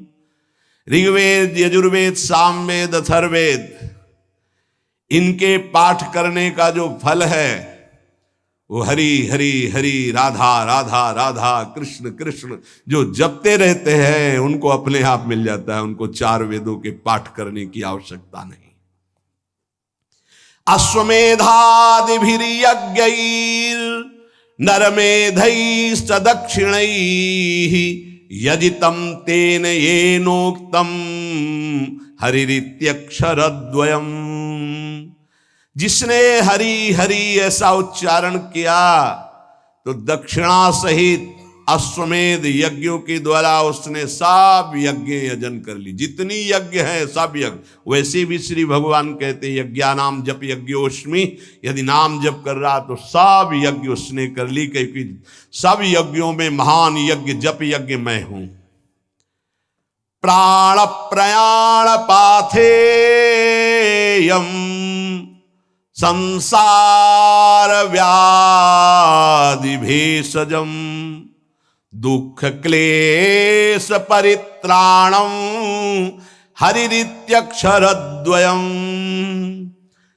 यहां से जाना है, कुछ लेके नहीं जाना है। हरि हरि, राधा राधा राधा, ये संपत्ति तुम्हारे साथ जाएगी। प्राण प्रयाण पाथेयम, शरीर संसार छूटने के बाद जो तुम्हें माला माल कर देगे वो पाथे, वो संपत्ति, वो मार्ग का भोजन सामग्री व्यवस्था सब मारी घूमेगी आपकी लोक परलोक में। क्या है? बोले धन। कौन? परम धन, राधा नाम आधार। संसार रूपी रोग की अचूक औषधि और जीवन के दुख और क्लेशों को जड़ मूल से नाश करने की सामर्थ्य नाम में विराजमान है। अगर अब भी नाम में प्रीति न हो तो भगवान की माया बड़ी विचित्र है। कोई भी हो, किसी भी कुल का हो, किसी भी अवस्था का हो, एकमात्र प्रभु का नाम भगवत प्राप्ति कराने में समर्थ है। पाप और ये सब नष्ट होना तो बहुत साधारण बात है। और इसमें ऐसा नहीं है कि आप अमुक जगह नहीं जप सकते, आप अमुक अवस्था में नहीं जप सकते। न देश काल नियमः शौचा शौच विनिर्णय परम संकीर्तनादेव राम रामेति मुच्यते। इसमें ना तो देश का, भूमि का, समय का, सोच असोच का कोई, आप कहीं भी हो, कैसे भी हो, अपवित्र हो या पवित्र हो, नाम जप कर रहे, सब मंगल है। देखो तस्मात् शास्त्रम प्रमाणम। छोटे छोटे बच्चे आए थे, विद्यार्थी, उन्होंने कहा हम कब नाम जप करें, हमें पढ़ाई में बहुत समय लगता है। तो हम कहा जब आप शौचालय जाते हो, जब आप मंजन करते हो, जब आप स्नान करते हो, जब आप लघु शंका करते हो, उस समय राधा राधा राधा राधा राधा जपो। तो किसी किसी को प्रश्न उठा कि राधा नाम इतना पवित्र शौचालय में कैसे जप कर, यही उसकी महिमा है। न देश काल नियमः शौचा अशौच विनिर्णयः परम संकीर्तनादेव। आप उस समय नाम जप कर, कैसे, उच्चारण नहीं, ऐसे अंदर अंदर राधा राधा चल रहा है। मौन होकर के शौच स्नान आदि किया जाता है। अपवित्र पवित्रो वा सर्वावस्थांगतोऽपि वा यह स्मरेत पुंडरीकाक्षं स वायाभ्यंतर शुचि। अपवित्र हो अवस्था या पवित्र हो, आप जिस समय हरि हरि कृष्ण कृष्ण राधा राधा जप रहे हो, आप परम पवित्र हो। प्रभु के नाम का समानता करने वाला न यज्ञ है, न दान है, न तीर्थ स्नान है। चलते फिरते, उठते बैठते, खाते पीते, क्रियारत क्रिया रहित, जैसी भी अवस्था में हो, नाम उच्चारण कर सकते हो। कृष्णेति मंगलम नाम यस्य वाचि प्रवर्तते भस्मी भवन्ति सद्यस्तु महापातक कोटयः। जिसकी जिह्वा पर कृष्ण कृष्ण कृष्ण कृष्ण ये नाम नृत्य करता रहता है, करोड़ करोड़ महापातकों को भस्म करता रहता है। सर्वेषामपि यज्ञानां लक्षणानि व्रतानि च तीर्थ स्नानानि सर्वाणि तपास्य नशनानि च। सारे यज्ञ, लाखों व्रत, समस्त तीर्थों में स्नान, भारी तपस्या, अनेकों अनुष्ठान, हजारों वेद पाठ, पृथ्वी की, संपूर्ण पृथ्वी की सैकड़ों प्रदक्षिणा एक साथ की जाए। एक साधक नाम जप रहा है, राधा राधा राधा राधा कृष्ण कृष्ण, उसकी समानता करने वाला त्रिभुवन में कोई नहीं। ये सब 16वें हिस्से के बराबर भी नहीं है। वेद पाठ सहस्त्राणि प्रादक्षिण्यम भुवः शतम कृष्ण नाम जपस्यास्य कलाम नारहन्ति षोडशीम तस्मात् शास्त्रम प्रमाणम। पृथ्वी की सैकड़ों प्रदक्षिणा, लाखों व्रत, सारे यज्ञ, तीर्थ स्नान, तपस्या, उपवास, हजारों वेद पाठ अनुष्ठान नाम जापक की समानता नहीं कर सकते। नाम के समान नाम ही है, वो चाहे कीर्तन करो, चाहे जप करो, चाहे स्मरण करो, फल उसका वही है। आश्चर्ये वा भये शोके क्षते वा मम नाम यः व्याजेन वा स्मरेद्यस्तु सयाति परमां गतिं प्रयाणे चाप्रयाणे च यन्नाम स्मरतां नृणां सद्यो नश्यति पापौघौ नमस्तस्मै चिदात्मने। आश्चर्य में, भय में, शोक में, क्षति हानि में, चोट लगने में, किसी भी अवसर में जो बोल उठता राधा हरि, मैं उसे परम गति प्रदान करता हूं। भगवान कह रहे मैं उसे परम गति प्रदान करता हूं। चाहे मृत्यु का अंतिम समय हो, चाहे जीवन का जो भी क्षण हो, तुम नाम को मत भूलना, तुम्हें निश्चित भगवत प्राप्ति होगी। क्या चिंता तुम्हें, मन नहीं लगता, ये जलन वो, राधा राधा राधा लगे या ना लगे आपको इससे क्या, देखना मन अपने आप लग जाएगा। पाप राशि तत्काल नष्ट होती है भगवान नाम से, क्योंकि जैसे भगवान चिदानंदमय, ऐसे भगवान का नमस्तस्मै चिदात्मने, भगवान का नाम भी चिदानंद स्वरूप है। श्रुत्वा नामानि तत्रिस्थास्तेनोक्तानि हरेर्द्विज, नारका नारकान मुक्ता सदैव महामुने। कोई नरक गामी होने वाला है और संयोग बैठ गया, कोई भगत वहां से निकला, कृष्ण कृष्ण कृष्ण कृष्ण कृष्ण कृष्ण कृष्ण है, राधा राधा राधा, उसके कान में पड़ गया। अब वो नरक नहीं जाएगा, उसने बोला नहीं है, सुना है केवल। ये नाम महिमा है, नाम महिमा है। नाम जापक के आसपास के पशु पक्षी भी परम पद को प्राप्त होते हैं। इसीलिए धाम के कुत्ता शुकर आदि भी ये सब बड़े बड़े परमहंस हैं, यहाँ की रज में लौटते हैं, खूब नाम कीर्तन भगवत चर्चा उनके कानों में पड़ती है। नाम की महिमा अगर ये सुनकर तुम्हें नाम प्रेम नहीं हो रहा है तो भगवान जाने क्या गति होगी। इतना महामहिम नाम, अब हमें और क्या चाहिए। भगवत प्राप्ति, ज्ञान, परम पद, सर्व पाप नाश, सर्व दुख नाश। धैर्य पूर्वक जपो, तुम्हारा पैसा लगता है, फ्री है ना। जबानी तो हिलानी, तो वो तो ऐसे ही तुम गाली बकते रहते हो, प्रपंच बकते रहते हो, उल्टा सीधा सोचते रहते हो। अरे राधा राधा सोचो, राधा राधा बोलो, क्या पैसा लगता है। फिर देखो तुम्हारा मंगल होता है कि नहीं, मंगल चरण चूम लेगा। तो समझ में नहीं आती, माया की ऐसी प्रवाह गति है। रुपए में तो विश्वास है कि इतने लाख बैंक में जमा हो गए, इतने से इतना, ऐसा और प्रॉफिट इतना, इसके बाद क्या होगा।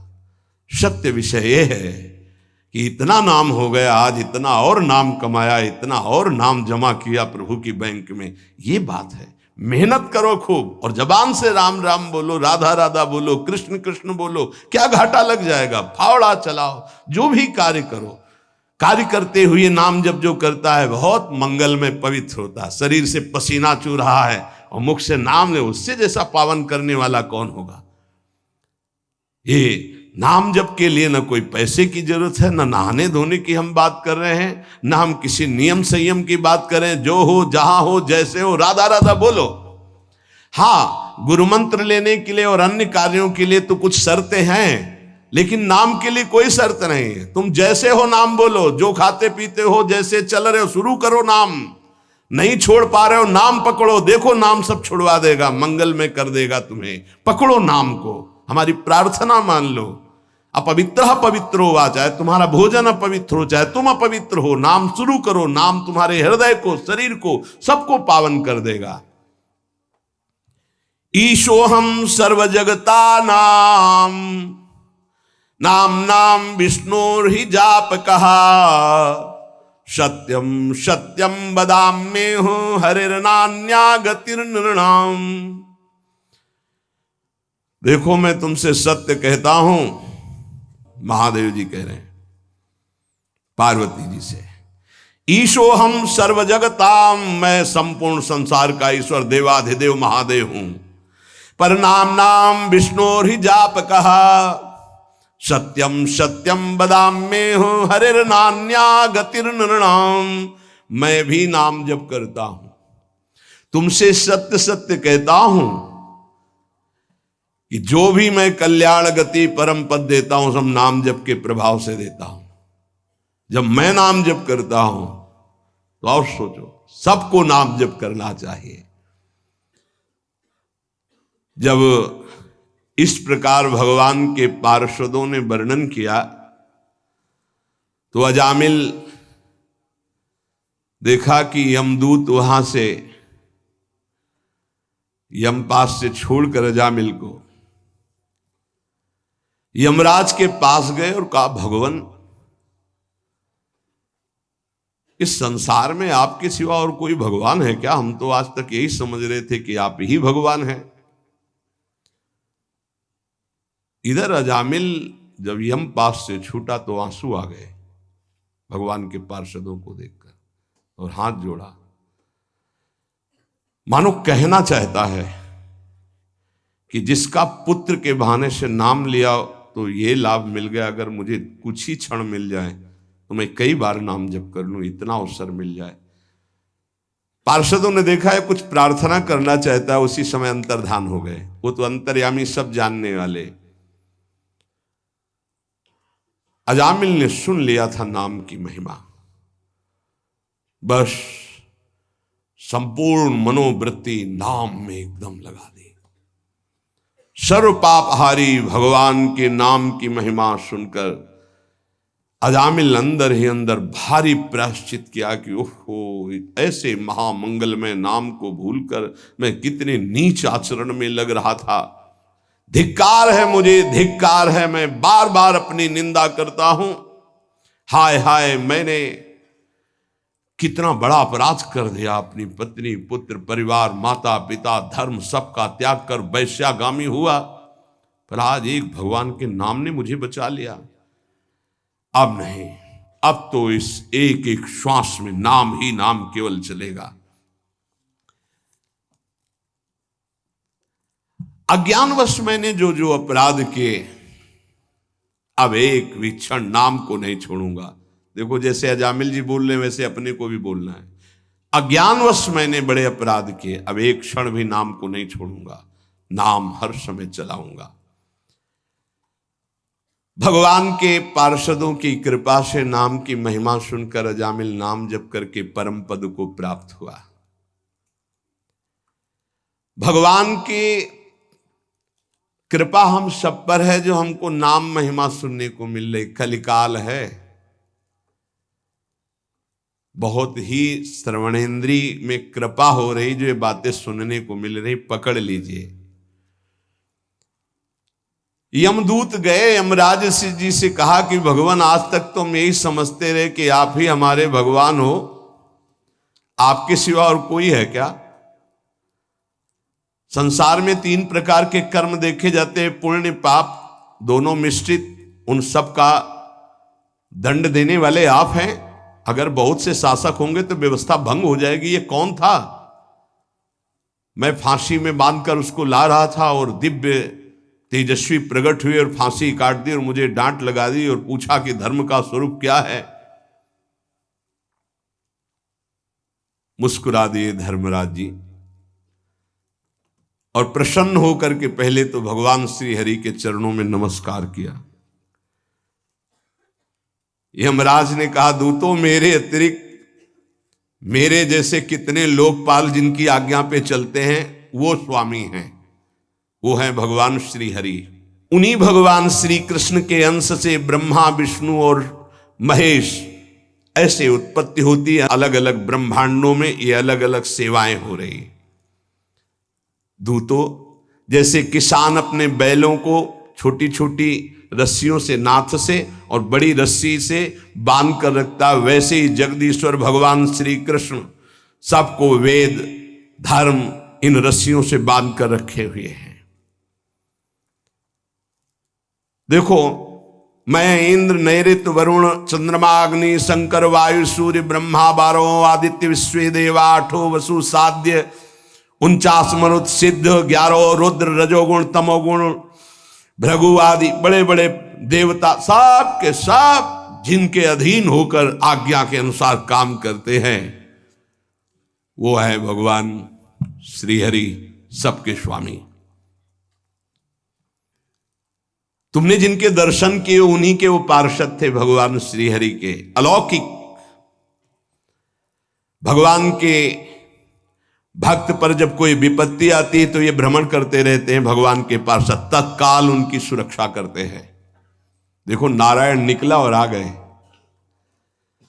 स्वयं भगवान अपने पार्षदों को इस सृष्टि में तैनात किए हुए हैं, इसलिए निर्भय निश्चिंत होकर के नाम जप करो। उनके विधान के विपरीत कुछ नहीं हो सकता। भगवान का धर्म जानना बड़ा गोपनीय है। उसे जो जान लेता है वो भगवत स्वरूप हो जाता है। हम 12 हैं सृष्टि में जो जानते हैं उस रहस्य को।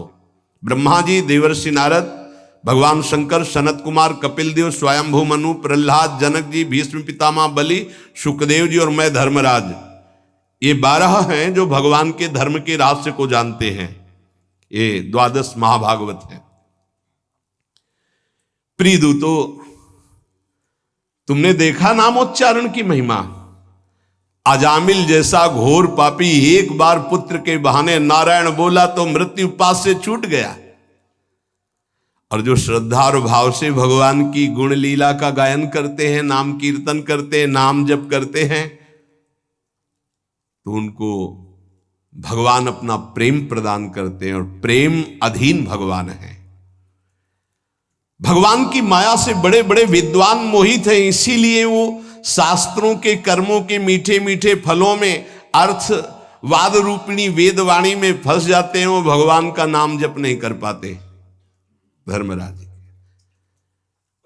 प्रिय दूतो, बड़े बड़े परमहंस जिस परमानंद के लोभ से भगवान की आराधना करते हैं, धन्य भाग है जिसकी जीभ में भगवान का नाम विराजमान है। धन्य जिभ्यानवक्ति भगवत गुण नाम अधेयम। अधिकार है उसकी जीवन को, उसकी जिभ्या को, जिसकी जिभ्या में नाम नहीं, भगवान के गुण नहीं, लीला नहीं। क्या जीवन है, नरक तुल्य जीवन है। जरा जरा सी बात में चिंता शोक में घबरा रहे हो, अरे नाम जप करो, भगवान के गुणों का गायन करो। देखो, तुम्हें आज के बाद बता देते हैं, भूल से भी जिसने भगवान का नाम उच्चारण किया हो उसके समीप मत चले जाना, नहीं तो अपराध बन जाएगा मेरा, मेरे स्वामी का। जिनकी जीभ नाम नहीं जप करती, जिनके कान भगवान की चर्चा नहीं सुनते, जिनका चित्त भगवान का चिंतन नहीं करता, जिनका सिर एक बार भी भगवान के श्री विग्रह या संतों के सामने झुका नहीं, ऐसे लोगों को यमपास में बांधकर पीटते हुए मेरे सामने लाओ। लेकिन जिनका सिर एक बार भी संत या भगवद अर्चा विग्रह के सामने झुक गया है, जिभ्या से नाम, कानों से भगवान के गुणों को सुना, भूल कर उनके पास मत पहुंच जाना। यमराज जी ने कहा, आज अपराध बन गया मुझसे कि क्योंकि भगवान के दूतों का अपराध भगवान का ही माना जाएगा, इसलिए मैं भगवान और भगवान के दूतों को नमस्कार करता हूं कि मेरे ये अज्ञानी पार्षद यमदूत ना जानने के कारण उनसे वार्ता कर लिए। इतने बड़े भगवान के पार्षद से प्रश्न उत्तर। परीक्षित, इसलिए महामहिम भगवान का नाम जो जप कर रहे, समझो उन्होंने सब कुछ कर लिया। ए भाई, ये प्रसंग सुनाने का तात्पर्य यही है कि आपसे जो भी गलती हो गई है, जो भी अपराध हो गए हैं, प्रायः इस माया की फिसलन में सबसे गलती हो जाती है। निकलने का बहुत सहज उपाय है। देखो, बड़े बड़े जो उपाय बताए गए हैं वो करना बहुत कठिन है और उनसे केवल पाप नष्ट होते हैं, पाप प्रवृत्ति नहीं। इसमें पैसा नहीं लगना, इसमें तुम्हें कोई हम उपवास की बात नहीं कर रहे, इसमें ऐसा नहीं कि त्रिकाल स्नान करने की बात कर रहे हैं, कि धुले कपड़े पहनने की बात कर रहे हैं, कि पद्मासन लगाने की बात। जैसे हो तुम, कोई शर्त नहीं है, जैसे हो तुम, केवल भगवान के नाम का उच्चारण करो। राधा राधा राधा राधा पकड़ लो ना भाई। कोई घाटे का सौदा हो तो तुम्हें परेशानी हो कि 2-3 महीना हो गए खर्चा करते हुए, अभी कुछ काम बना नहीं, ऐसे तो मुजड़ जाएंगे। कोई खर्चा नहीं, श्वास तो आई जा रही है, उसी में बस उच्चारण करना है, राधा राधा राधा। आपको राधा राधा जपने में स्वाद नहीं आ रहा है, आप राम राम जपो, कृष्ण कृष्ण जपो, हरि हरि जपो। मेरे प्रभु के अनंत नाम है, कोई भी नाम जप करो, लेकिन जो गुरुदेव ने दिया वो जपोगे तो बहुत ही मंगल हो जाएगा। बहुत करुणामय और बिल्कुल फ्री है और कोई शर्त नहीं। इसलिए भाई, अगर अब भी नाम जप में तुम्हारी रुचि ना हुई तो भगवान जाने कि अब तुम्हारे भाग्य में क्या लिखा है। गलतियां हमसे होंगी, होती रही हैं, पता नहीं कब। ना जानो छिन अंत कवन बुद्धि घटे प्रकाशित, किस समय बुद्धि क्या निर्णय कर दे। हे भाई, कोई भरोसा नहीं। राधा राधा राधा राधा, निकल चलो।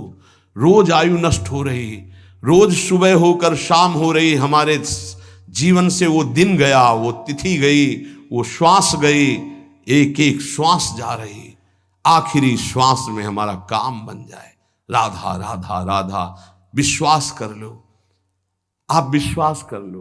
कोई भी लेन देन का विषय नहीं, इसलिए तुम्हें विश्वास करने में सहजता होनी चाहिए। विश्वास की बात तब कही जाए कि भाई इतना दो तब विश्वास है, यहां फ्री सब बात है। आपको केवल स्वीकार करना है। आराम से सोफा में पैर फैला के बैठो, राधा राधा राधा राधा बोलो, तुम राधा राधा, तुम्हारा मंगल हो जाएगा, तुम्हारा परम मंगल हो जाएगा। तुम जो ना छोड़ पाते हो चिंता न करो, हमारे अंदर की बात समझना, हम अंदर से जो कह रहे हैं उसको समझना। तुम जो ना छोड़ पा रहे हो परेशान मत हो, बैटरी डिस्चार्ज हो गई है, उसको पावर में आने दो, सब छूट जाएगा। राधा राधा राधा राधा राधा राधा राधा, और जहां पावर में आई तो अपने आप सब छूट जाएगा। आप दूसरों के छुड़वाने वाले बन जाओगे। देख लेना, यदि नाम चल रहा है तो असत आचरण छुड़वाने वाले बन जाओगे, अपने मित्रों का सुधार कर दोगे। सतरत सतरत सा लोकांतारयति, पहले तुम नाम को पकड़ो, ये चिंता मत करो। कई प्रश्न करते हैं कि हम जपना तो चाहते हैं पर डर लगता है कि ऐसा ऐसा हम करते हैं, कहीं पाप तो नहीं बन जाएगा। नाम जपने, अरे वो तुम्हारा पापी मन डरवा रहा है। हम खुली छूट दे रहे हैं आपको। किस बात के लिए? तुम जो हो, जहां हो, जैसे हो, शब्द याद कर लो। राधा राधा राधा जपना शुरू कर दो, कोई शर्त तुम्हारे ऊपर नहीं है। जब आप ये नाम पकड़ लोगे, फिर कुछ दिन बाद आप बताना नाम ने आपको क्या बना दिया। बस इतना समझ लो। एक क्रूर कर्मा हिंसक स्वभाव वाले को अगर कहीं व्रत नियम उपवास बताते तो शायद ना समझ पाते। कैसे कल्याण होगा? बोले राम राम कहो। बोले हम नहीं कह पाएंगे। बोले वो मरा बोलो, मारने में प्रवीण हुआ ना, मरा बोलो। बोले मरा मरा मरा मरा मरा आ गया ना, ब्रह्म के समान स्थिति हो गई। इस रहस्य को समझिए। कोई व्रत, कोई नियम, कोई पवित्रता बताते तो निर्वाह ना हो पाता। नाम जप करो, सीधा नहीं जप पाए, उल्टा जपे तो 2-3 के बाद सीधा हो गया। और ऐसा सिद्ध महापुरुष की भगवान के अवतार के पहले भगवान की लीला। इसलिए हम सबसे प्रार्थना, डरो मत, डरो मत। नाम जपने से कभी किसी का अमंगल नहीं हुआ है। ये तुम्हारा अंदर का मलिन भाव तुम्हें डरवा रहा है। तुम जो हो, जहां हो, जैसे हो, तुम अधिकार रखते हो भगवान से अपनापन करने का। भगवान के बच्चे हो, भगवान के अंश हो, तुम भी उसी महान के अंश हो। भूल गए हो अपने आप को। तुम नाम जप करो, जहां हो, जैसे हो, नाम जप। बस नाम जप से सब ठीक हो जाएगा। शिष्य जागे। श्री राधा वल्लभ लाल की।